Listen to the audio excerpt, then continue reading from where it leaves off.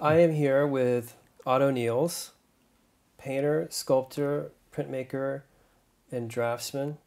You've lived in New York since 1935. We're sitting here in your home that you've called home for the last 40 years. Your career is impressive and wide-ranging and inspiring. You've held leadership roles at some of the most important artist collectives and galleries that support Black artists in both Harlem and Brooklyn over the last decades. You have public commissions spread over multiple boroughs and many respected venues, and your work is held in many public and private collections. In 2015, you were the subject of a 5-venue retrospective that focused on 50 years of your creative output. It's a delight to be speaking with you here today, Otto. Well, I'm glad to have you here. Thank you so much. When did you start making art? My first recollection is when we came to New York, and we came and we stayed with relatives, and I recall drawing during that time, around 1935 or so. And were they supportive of you as an artist? Well, at that early age, yes, they were supportive. And as I grew older, and if I can recall around 13 or so, my parents bought me an oil painting set. And I got into oil painting. Wow. And I worked and drew.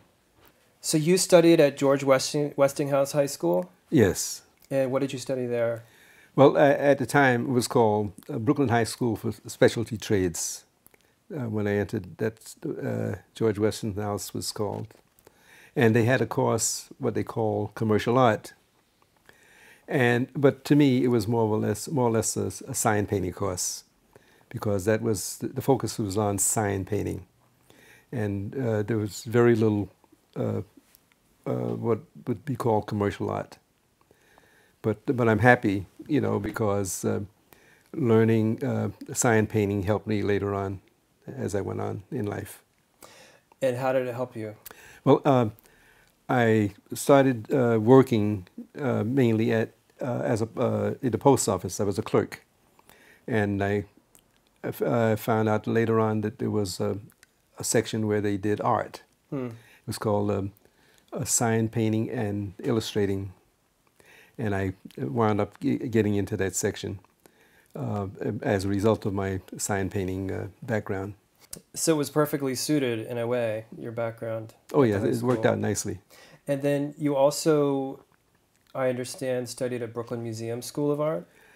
Well, it was just a brief workshop there. I studied with Isaac Sawyer for a couple of months, and it was a very, very loose program. There was no real instruction. They set up models, and you painted, the models, and Isaac Sawyer would come around and just look at your work and grunt, or, and walk on. But there was no real instruction. So it was independently... Yeah, each person did their own thing, Okay. Yes. Aside from sign painting and that course at the Brooklyn Museum, what other... was there any other formal education that you pursued, or...? The only thing I actually studied was at the printmaking workshop, etching and lithography. Okay. But I'm basically self-taught in all the other areas. But again, through the aid of books, I did have help in that direction. But everything else came from me, or through me. And I just wanted to touch on the post office a bit more. You became the head illustrator there. Well, that was after a number of years. I was a sign painter, and then I became an illustrator, and eventually the head illustrator before I retired. Okay. And how did having the stability of that full-time job affect your studio practice? I don't think it had very much, effect. Although I was able to create, small sketches and whatnot for ideas that may pop in my head while I'm working. And so, I had the paints there and pads and whatnot. I would make small sketches of what I plan to do, while I'm at work. And I understand your first studio was near the post office. It was in downtown Brooklyn. Yes, I had a studio at 60 Hanson Place, right, not too far from the Williamsburg Savings Bank, about 2 blocks away. And that was my first real studio. So can you tell us a bit about Vivian Schuyler Key? Vivian Schuyler Key was a wonderful person, born in Hempstead, New York. She used to travel from Hempstead to Pratt Institute in Brooklyn. She was a painter and sculptor. And back in the 20s, Dr. W.E.B. Du Bois commissioned her to do covers for the Crisis magazine. Mm. And I understand that she did at least 6 covers for the Crisis magazine. She was the first African-American woman to graduate from Pratt Institute. That's what I hear, yes. And a renowned leader in the Harlem Renaissance.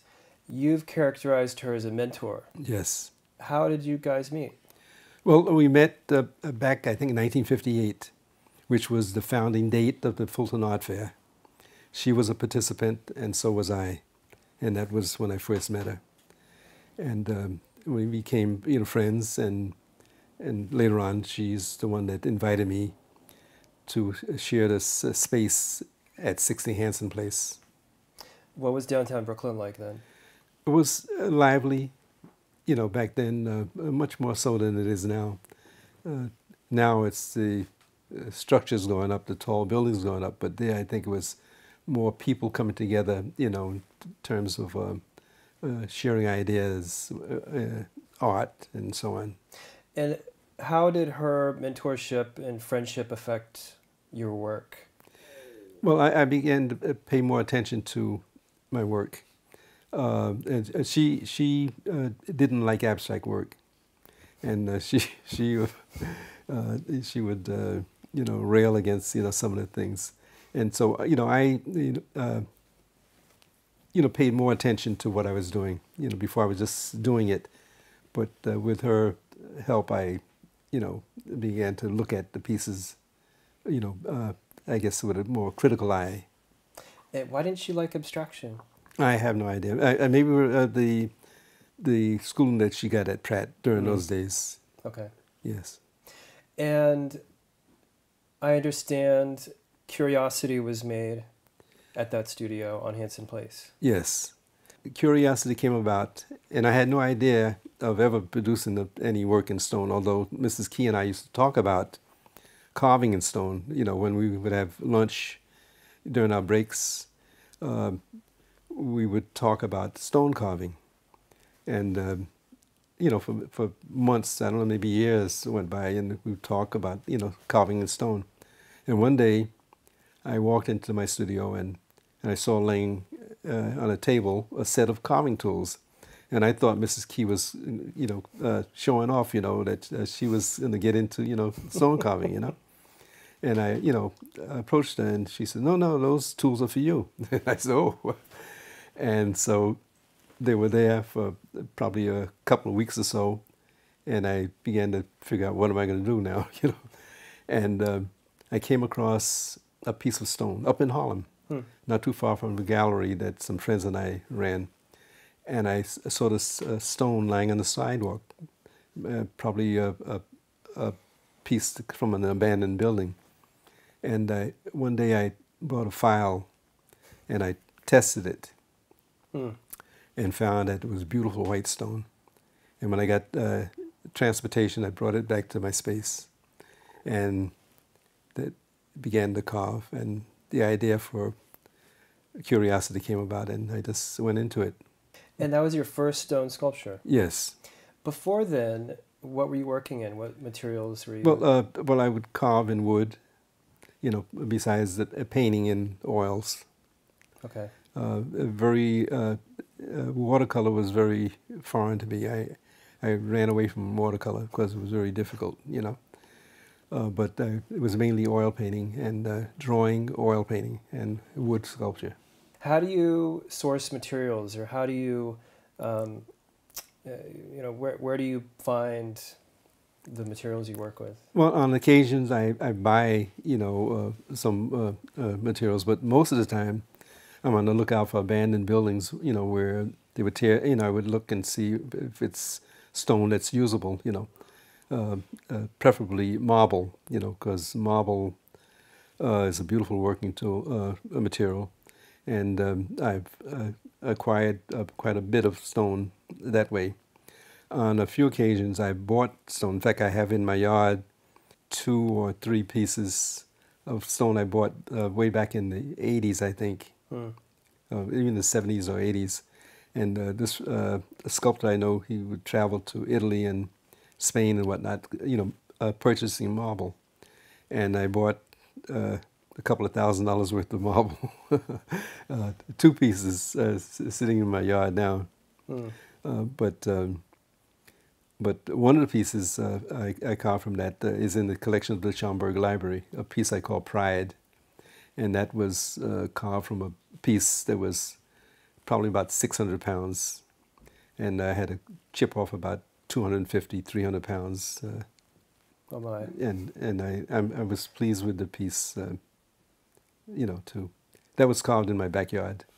So when did you move here? When did you set up your studio in the backyard and Well, downstairs? I moved here in 1976. It's about 40 years ago. And at that time, I had the studio downtown. So when Atlantic Terminal came in, when they began to tear down the buildings for the Atlantic Terminal, I moved all of the things from the Hanson Place studio here. And my garage, which I used to use for stone carving and large wood carving, that is now cluttered with pieces of wood, stone, frames, paintings, and so on. The garage is cluttered, and my basement, which was like a studio, a gallery rather, Mm-hmm. that is now covered with my work. And nothing but my work is on the walls there now. I use my studio basement now. It's not as convenient, even though I'm here and at home. The studio at Hanson Place was much more suitable, I think. I More felt spacious. more spacious, yes. More comfortable working there than here. Did you, before we leave the Hanson Place studio, who did you do? What visitors did you and Vivian have come by? Who came by? And saw your work? John Roden, the well-known sculptor, who did the piece at Harlem Hospital, and also the piece at a large abstract piece at Bellevue Hospital. He did a 12-foot statue of Frederick Douglass at Lincoln University. He was one of the persons that would come by, visit, and give me pointers every now and then. In fact, he assisted me on trying to break up a piece of stone that was unworkable, but he tried to help me work with it, But he was a visitor, and a few other people, When did you meet Emmett Wigglesworth? Emmett Wigglesworth I met more than 50 years ago. He came in from Philadelphia, and he was friends with a friend of mine who also came from Philadelphia, Carl Wright. And we, hooked up, and found Emmett to be a wonderful person, doing wonderful works of art. And we began to show together a few places. When we walked on our tour, looking at your works in different public collections, in several locations we also saw Emmett's work. Did having artistic peers and colleagues influence your process? Oh yeah, I think the the coming in contact with some of the artists, pointed me in different directions, like learning printmaking, for instance, wood carving. I think I might not have gotten into that had I not been Hmm. introduced to artists that were doing that type of work. I wanted to, from there, a perfect segue, dive into your work.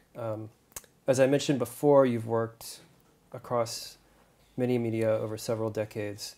What there's often a figurative component to your work, so I wanted to start there and just hear a bit more about why so much of your work is figurative.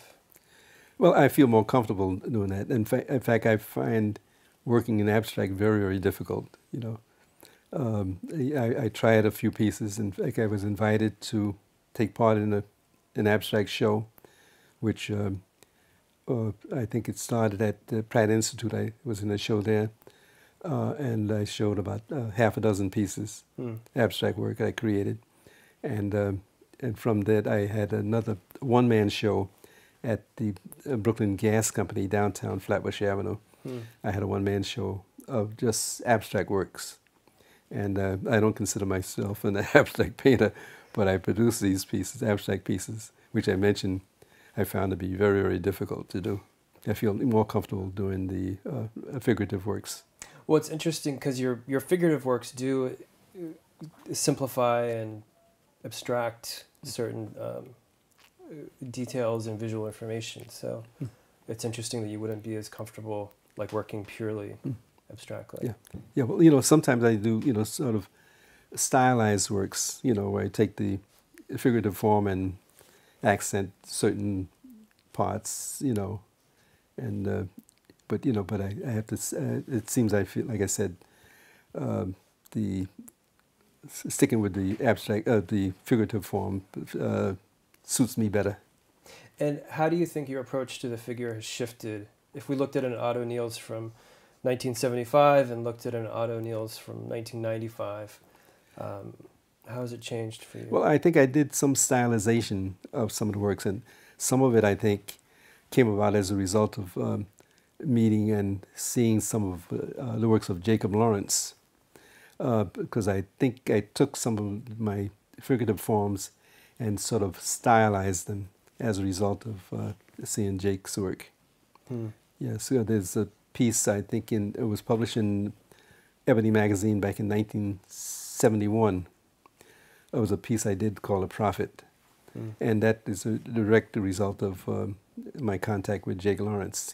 Where I took the form and sort of stylized it, made it sort of flat forms. And does that stylization come from specific models, or are you looking at figures or photographs or source material, or is it more imaginative? I think it came from both the imagination and sometimes things I see.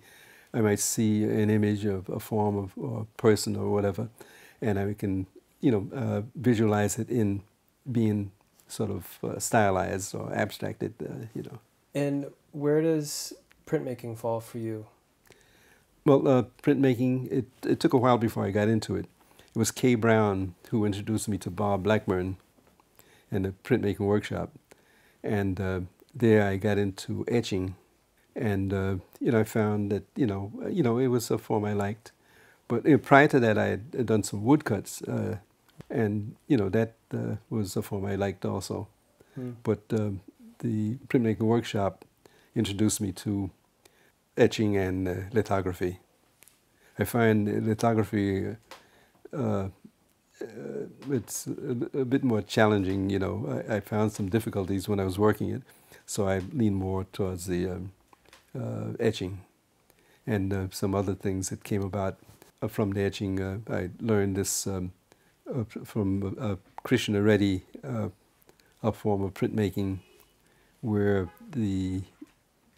it's called viscosity printing, and I enjoyed that form very much.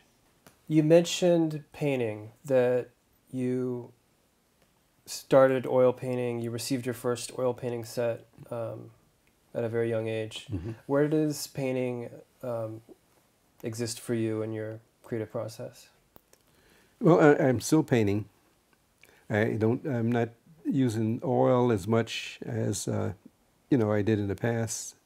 I'm doing a lot of acrylic pieces, and this is with the stylized forms, flat forms and so on. And and I feel comfortable using acrylics because it's quick drying and so on. I could do the same things I'm doing now in oil, but it doesn't pay. It takes much longer. So before sculpture, you were principally, would you character, like if I had run into you at an opening in the 60s, would you have described yourself as a painter? Probably a painter Probably. in the 60s, and I got more and more into sculpture as time went by. In the late 60s and early 70s, I got into wood, more into wood, and then very early into the stone. Okay. And then even later on, I got into modeling. I didn't do too much clay Hmm. work, Okay. but the modeling with clay and then the bronzes came later on. And throughout all of this, what binds it visually together? Do you have sketchbooks, or do you keep drawings of upcoming projects and old projects, or is drawing a foundational activity? But it's incidental. I sometimes just grab a scrap of paper when I have an idea. I make a drawing on a scrap of paper, and which quickly disappears somewhere. And I have a few scrapbooks, but most of my work is not recorded that way. With your work across different media, a word that often comes up when I read about you or research you is your versatility, which I brought up earlier.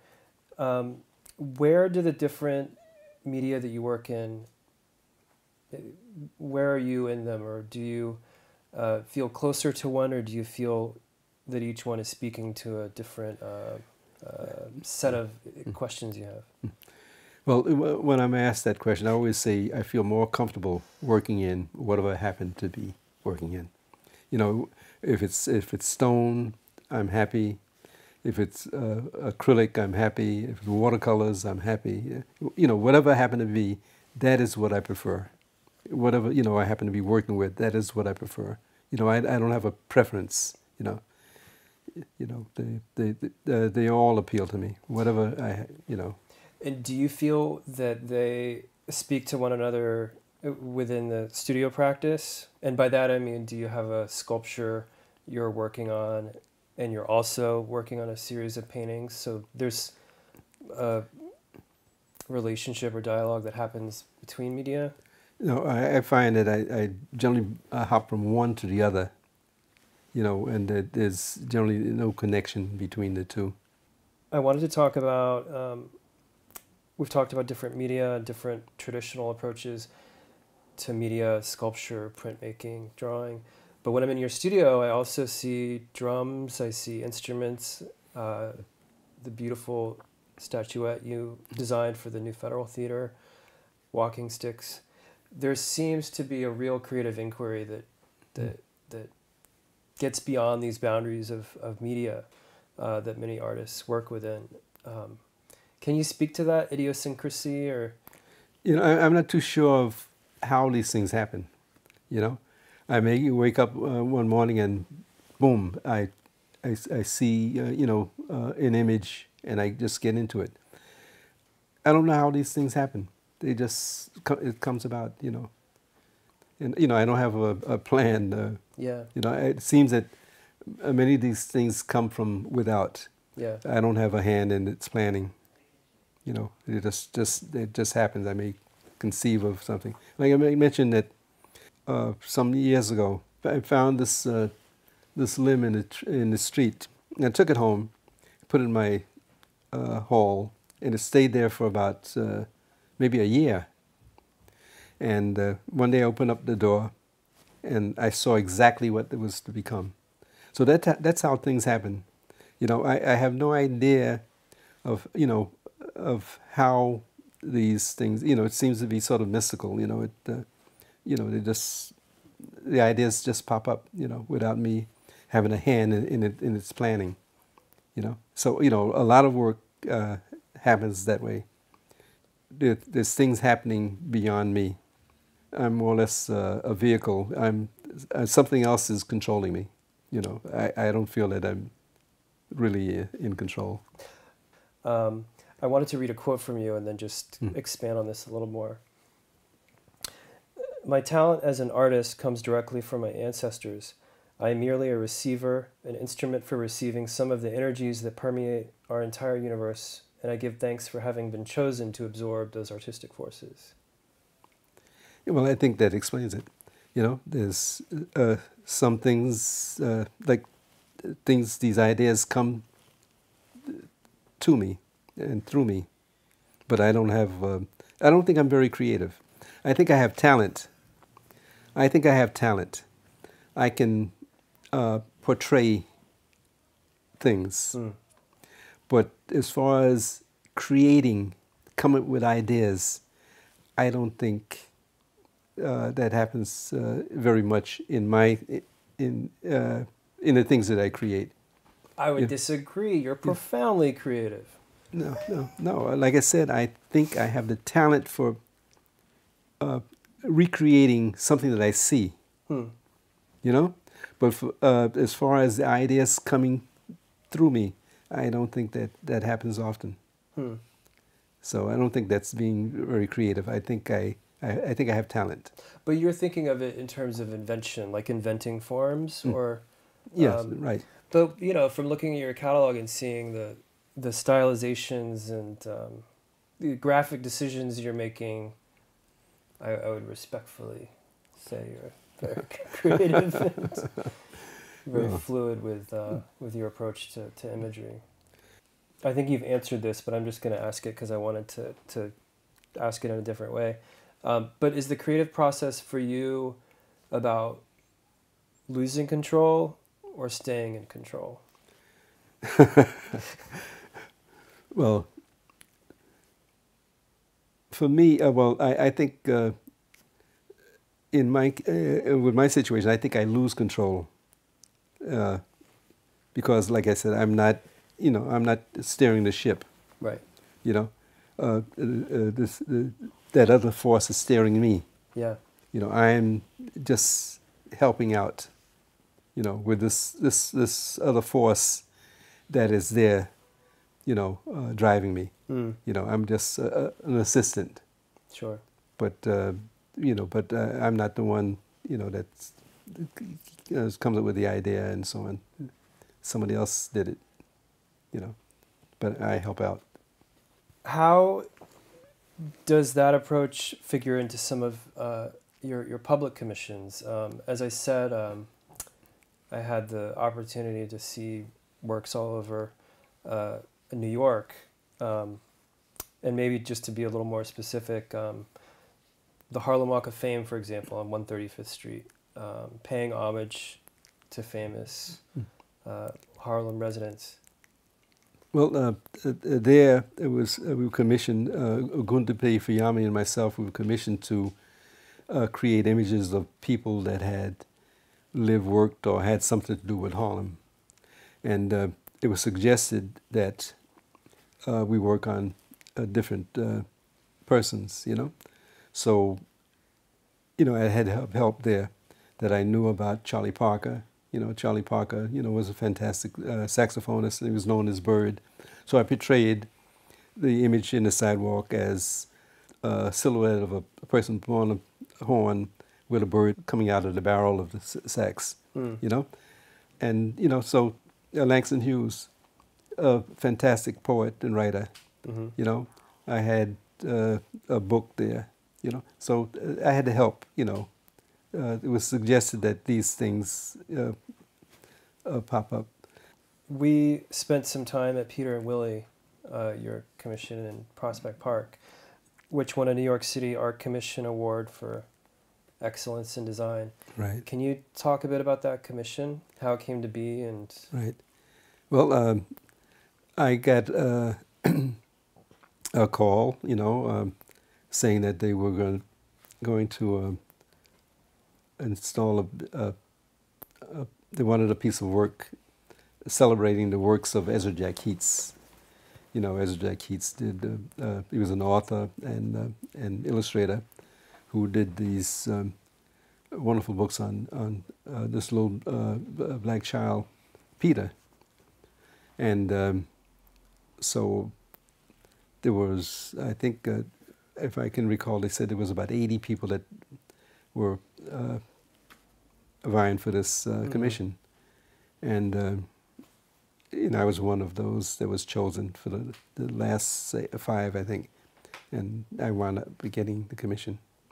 And then I began to study up on Ezra Jack Keats, because my children, they had read some of those books, Ezra Jack Keats, Peter and Willie, Whistle for Willie, Snowy Day, and all those, So I began to read up on, the books and his life. And I came up with the concept of the little boy, Peter, on top of this rock. I guess the book Whistle for Willie, probably was the one I had in mind.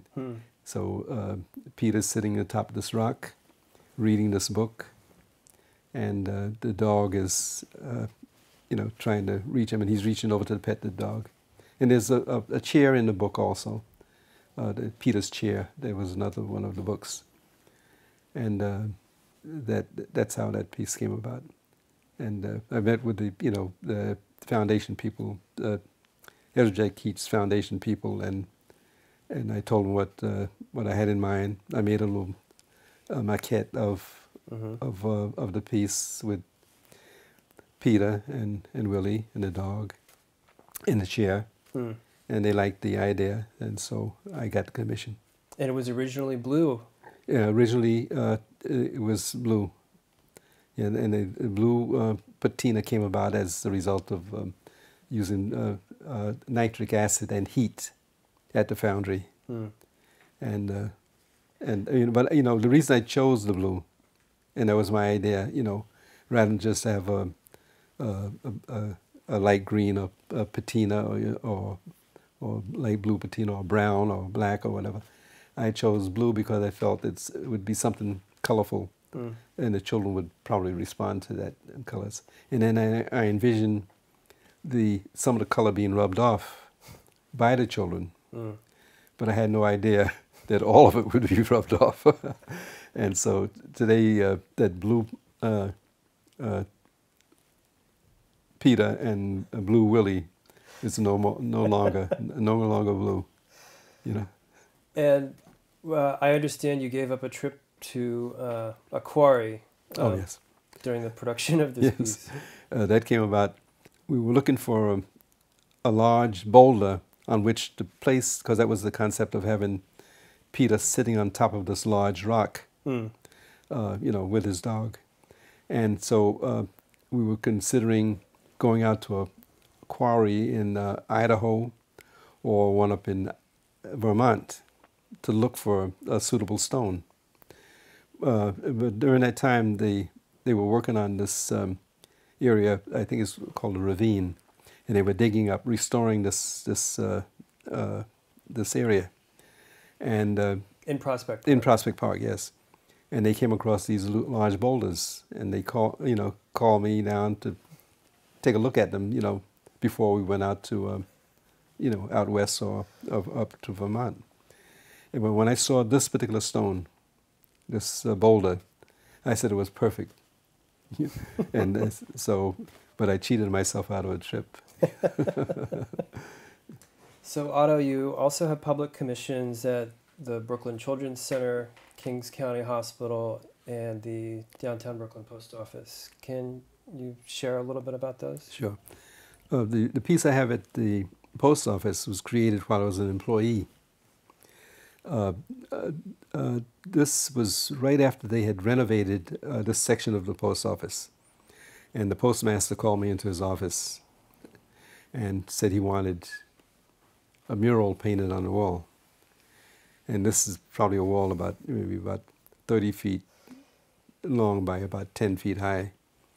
And I just dreaded the idea of, being in the lobby, painting, with the public and all that watching and so on. So I decided to talk him into the idea of this mural, of having a sculpture. So I told him, I said, look, I have an idea for a sculpture, which would be a replica of the Spirit of '76 stamp. Which it was a block of stamps that was produced during those years. And he said, "Oh, I'll speak to my staff and then I'll get back to you." So a day or so later, he came back and he said, "Go with it." And I told him, I had a table that I had saved, a 4 foot by 8 foot table, which I used. And I used my tools and whatnot and created this Spirit of '76 stamp. And it looks like a pane of 3 stamps with the perforated holes in all. Mm. And that was created during that time. And the other, the Brooklyn Children's Center, I created something similar to Peter and Willie. Mm. This was a little boy. He was holding a shell, and with a turtle crawling by. And I figured this was something that would be good for the children, identifying with nature. Mm. And so this is a piece that was done in bronze also. And so that was commissioned by the Dorsey Gallery back then. Mm. And the other was Kings County Hospital. Kings County Hospital was a commissioned piece.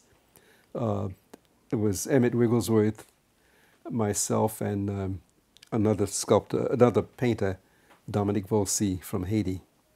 Now they accepted Emmett's work and my work, but they didn't accept Dominique's for some reason or other.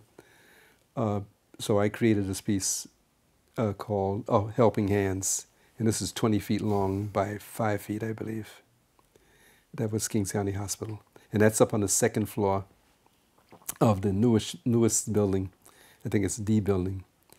And Emmett's work is on the lower floor, street floor, and I think his sculpture is 27 feet.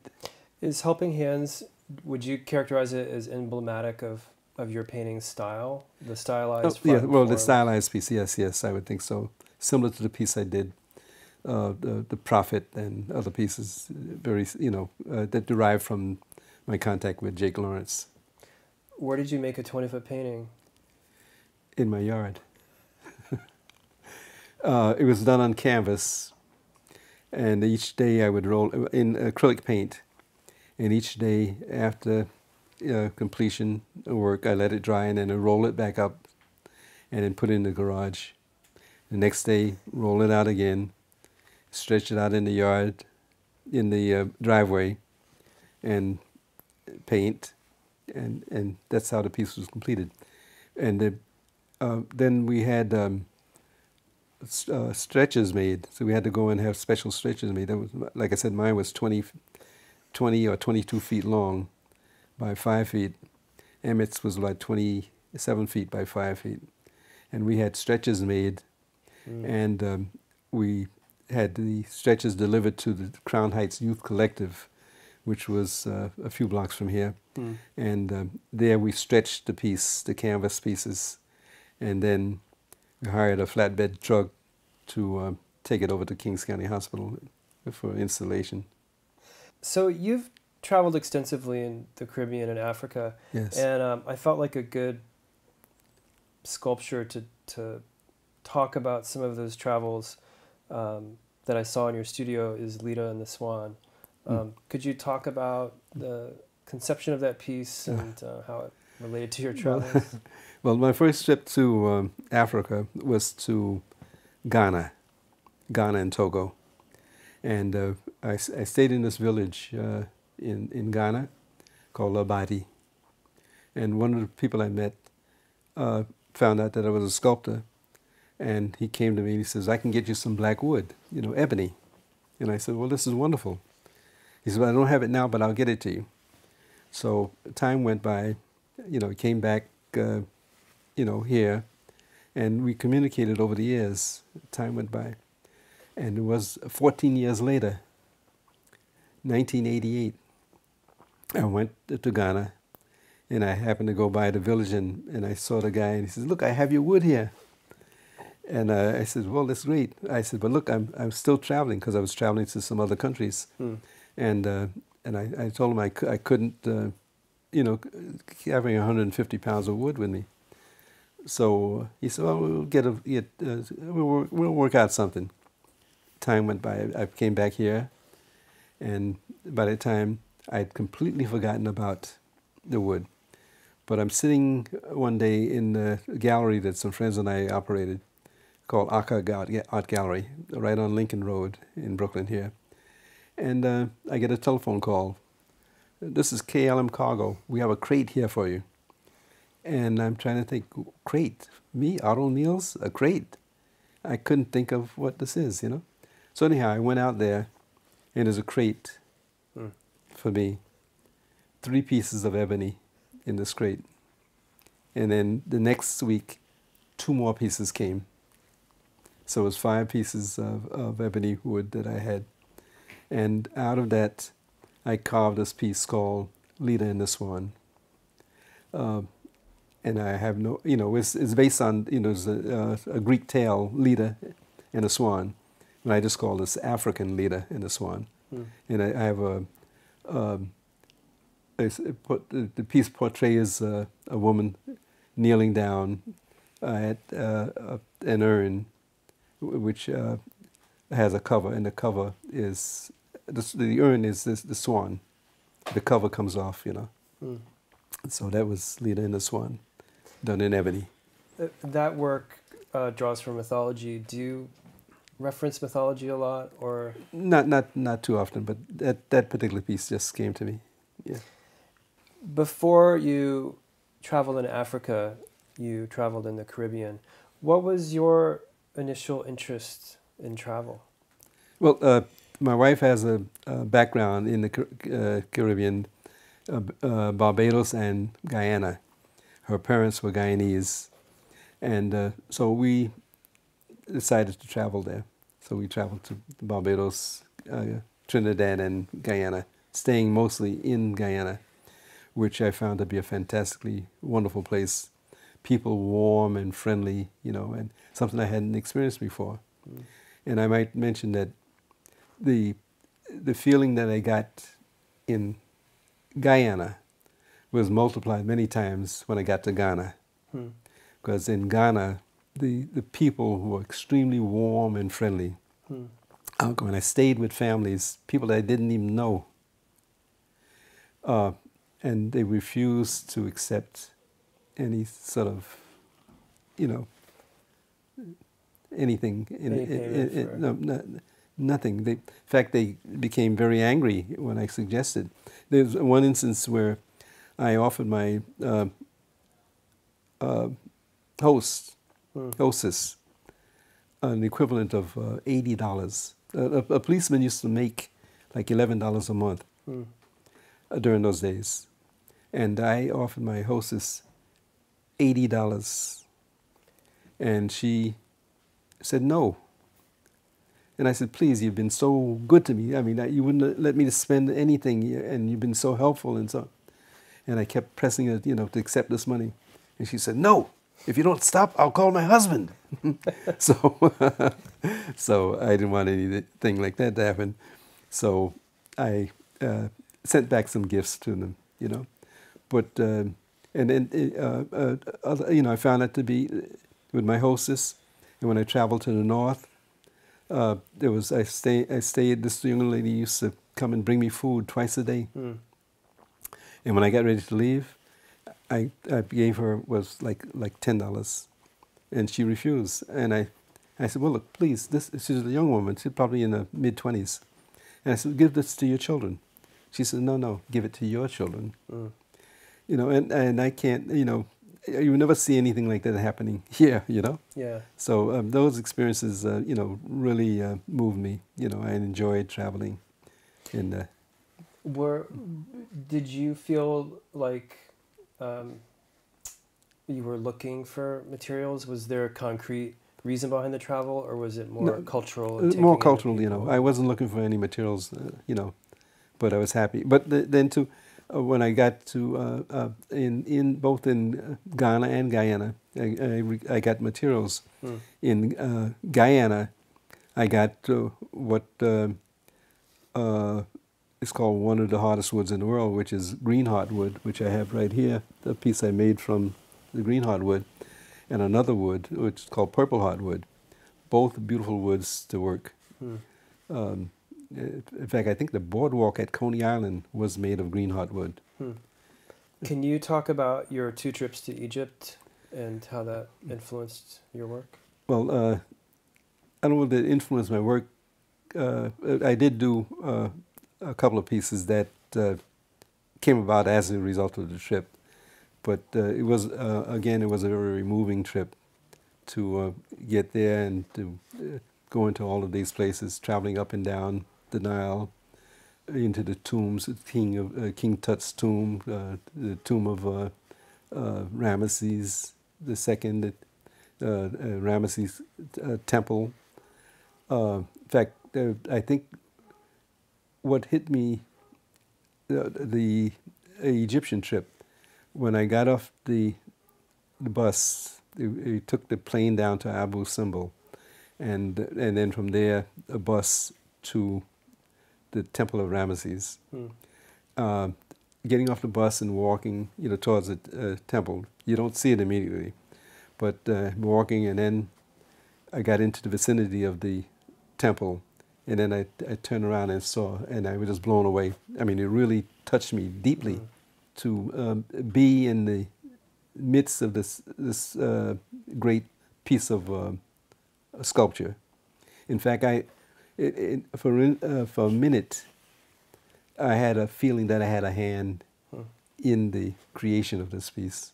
You know, I mean, it was that type of Special. feeling. It was Special really, feeling. really touching. You know, yes. And to expand on that a little bit, your work often celebrates and promotes and is inspired by African Americans Yes. or Caribbean Americans. Mm. What was it like actually traveling to Africa? Well, it was just a warm, fantastic feeling. You know, meeting the people and how warm and friendly they were. You know, and then you know, portraying them. You know, some of my work. You know, I portray them. You know, sort of dignified and beautiful, and it inspired me. Hmm. You know, yeah.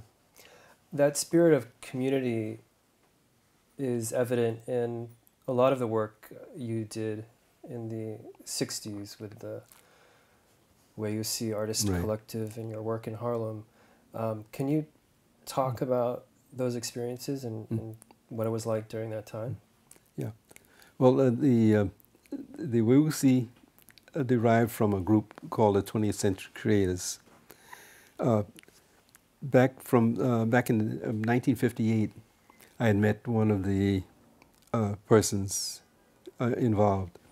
That was at the Fulton Art Fair, and he invited me to Harlem to meet this group that he was involved with. And that was the 20th Century Creators, and I became a part of it.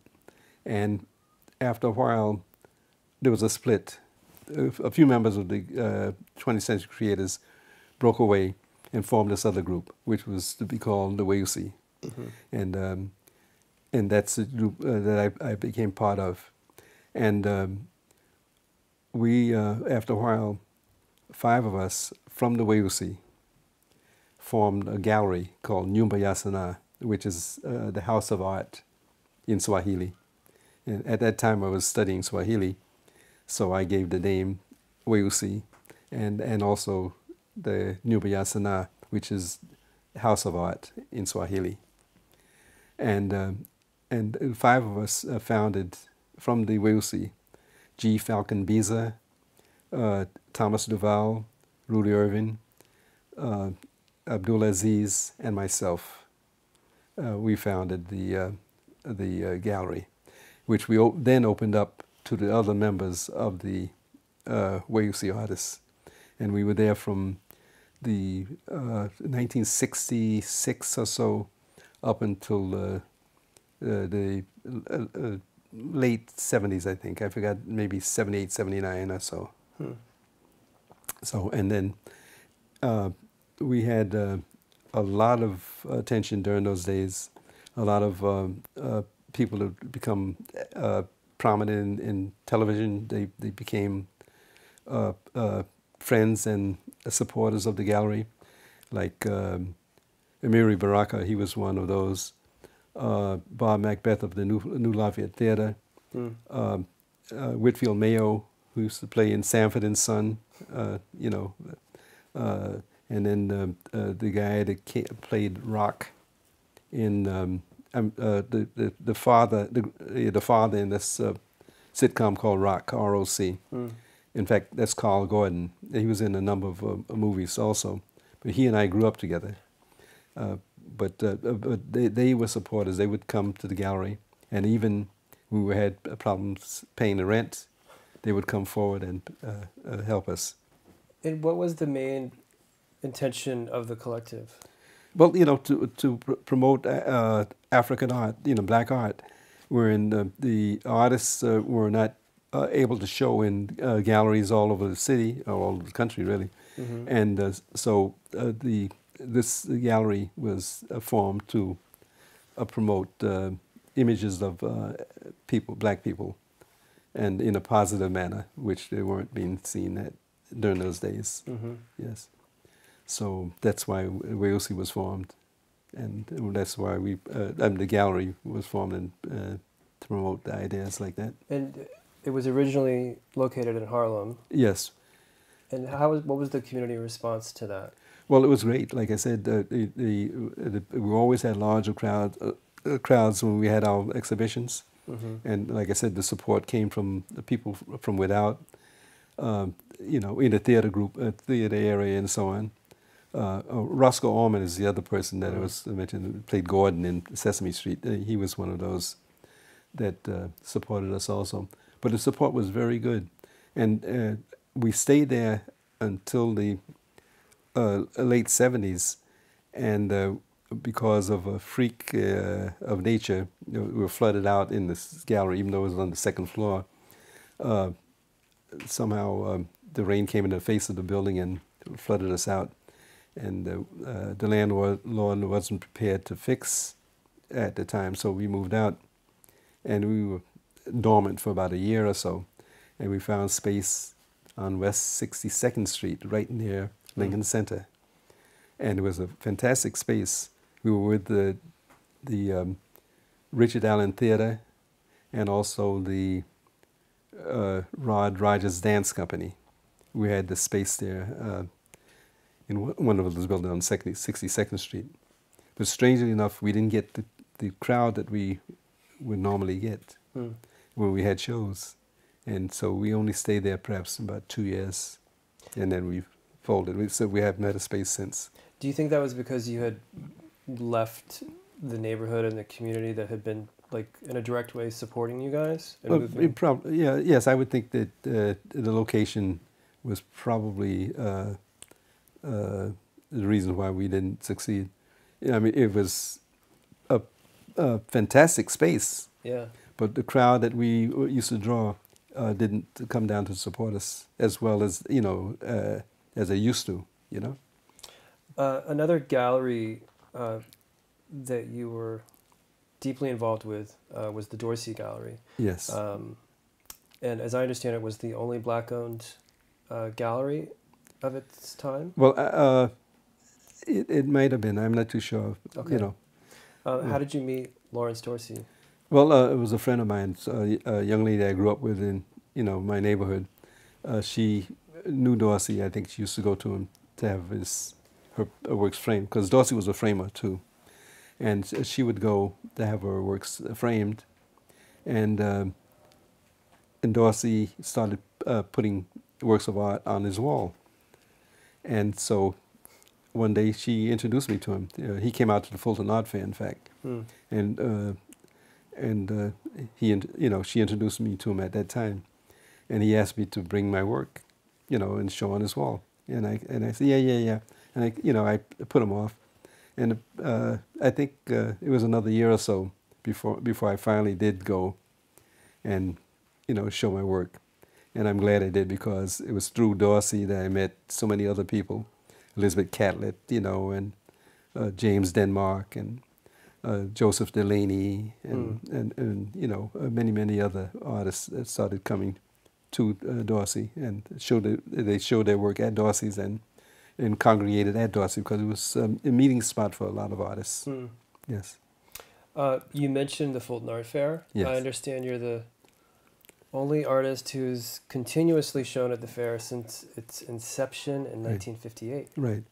And yes, I'm the only one that has been there each and every year since the inception.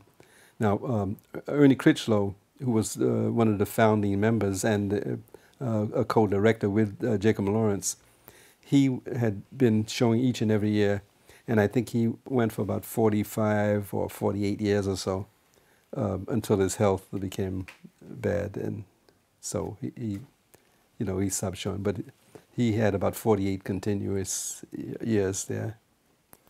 And what were the early years of the fair like? Well, the early years was fantastic. The place was always packed. 80, 90, 100 artists would rim the entire park. And we had big name artists, people that were to become big names later on. Richard Mayhew, Al Hollingsworth, Tom Feelings, Vivian Schuyler Key, Ani Mala, Vincent Smith. He used to pop in every now and then. He wasn't a regular, but he would pop in every now and then. But it used to be very, very lively, and a lot of artists, and the people would come out. And along with that, we would have entertainment. One of the people associated with the fair, he wasn't an artist, but he was a promoter of a sort, and he had contact with a lot of the musicians. So we would have Randy Weston, Max Roach, and they would come out. U.B. Blake, I don't think U.B. actually played, but actually he would come out and support us. And this is the type of thing that was happening way back then. Unfortunately, it's not as good as it used to be.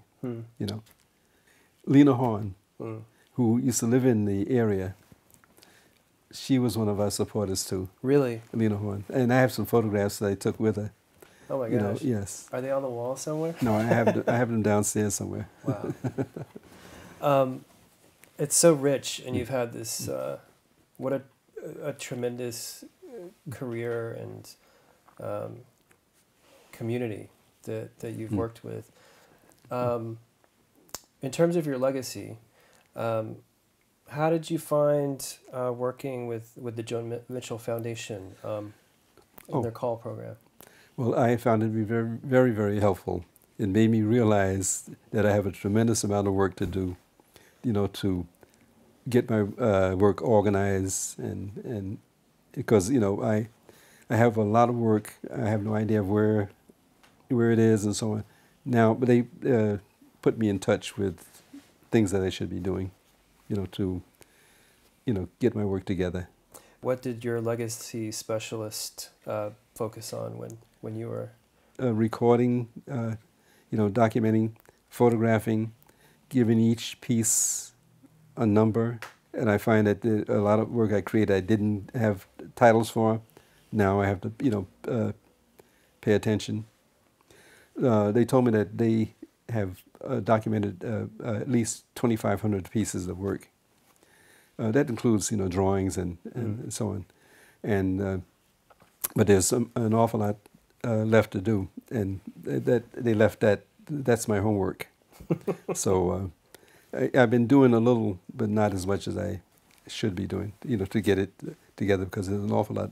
I'm sure there's a few hundred more pieces that I have to get together, So they really made you think more about how to preserve and steward your legacy. Oh, yes. In 2015, you had a retrospective of 50 years of your work, and it was spread across multiple venues in Brooklyn: Skylight Gallery, Medgar Evers, Tabla Rasa, Dorsey Gallery, Rush Arts, and Wilma Jennings. What was that experience like? It was, I mean, unbelievable. And the thing is, I to see so much of my work in one place, especially the Skylight Gallery, to have about 55 pieces of sculpture mounted and displayed in a professional way. I mean, it was really, really exciting to see that happen to my work, and then see so many people come out and to see them appreciate the work that they were looking at. It was really gratifying.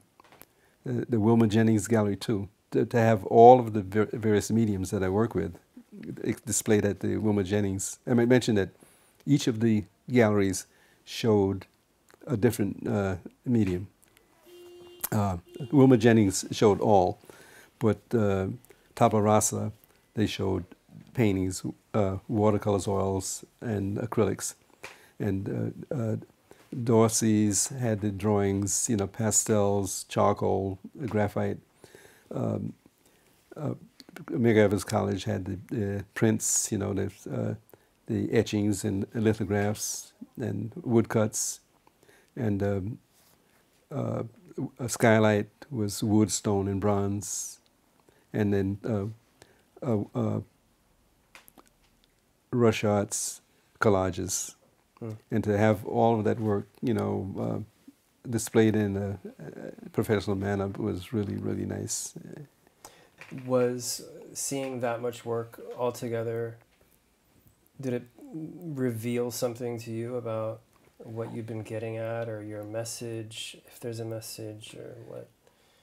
It's hard to say, but I know it was a good feeling to see all of it, Yeah. out there like that. And then to have all of these shows taking place at the same time, that was touching, really. And I think a lot of people felt moved by it. Some people actually saw all of the shows, so they said they were overwhelmed, and so was I. What an undertaking, presenting that much work. Yeah. Yes, it was. I wanted to say thank you for sharing today. Is there anything you want to? I have one more question for you, but is there anything you want to speak to or share that we didn't? Well, I can't think of anything right now. Touch on. But after you leave, maybe I will. Yeah, right. You've had this tremendous creative life, and what would you say to a young artist who just got to New York or is just starting out? I would just say, just keep working. Don't worry about selling, because I think if your work is worthy, then the people will come to you. And I have to mention this: selling. Many of the pieces that I've created, I don't want to sell. Sometimes there's a piece of work that especially a single piece of work, when I sell it, it seems as though I've lost something of myself. There was some work I did. I did an edition of 3, a bronze, and I sold 2 of them, and I said I would keep 1 for myself. And it just so happened that one of my collectors had a friend who was also one of my collectors, and she saw the piece and she wanted it. And I said I wouldn't sell it, but for her, I decided to let it go, and that it was painful, that it's like having a part of you gone out of your life.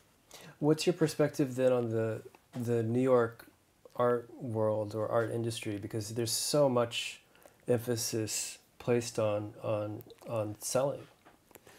Yeah, well, like I said, maybe it's because I had a job and didn't have to rely on selling Mm. that I feel the way I do, you know. But I'm sure that others that have to sell, they have to sell their work. Mm. And so, they're taking so many different avenues, to try and promote their work, to get it out there for people to see, so people can buy. And so, if they have to sell, then just go for it, Mm. Yeah. But for me, like I said, that wasn't my main focus. Right. My main focus was on producing the work. Yet you have some pretty famous collectors. Yeah, and like I said, I'm happy, that people appreciate my work that much.